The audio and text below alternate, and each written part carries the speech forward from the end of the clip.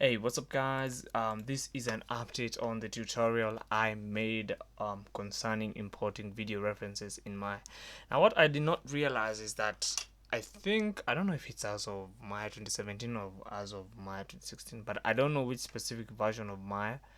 But the Maya that I'm currently using right now is Maya 2017, and I noticed that if you go to view, like I showed you, view image plane, you can notice that there is actually two options: import image, import movie. And I noticed that if you select import movie, it automatically takes you to the folder of movies, if that is if you have a set project in um, place.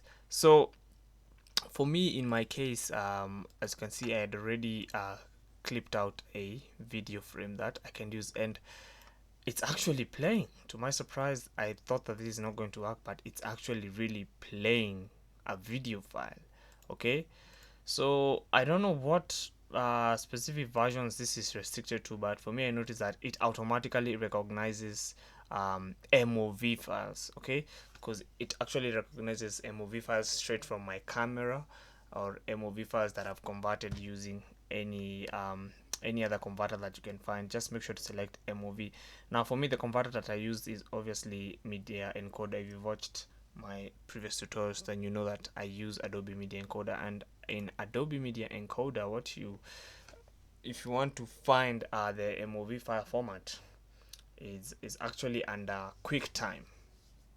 It's actually under QuickTime. So let's go there. Let's just give it some time, some 50 seconds. Now this is a previously linked composition to After Effects, so that is why it has taken some time.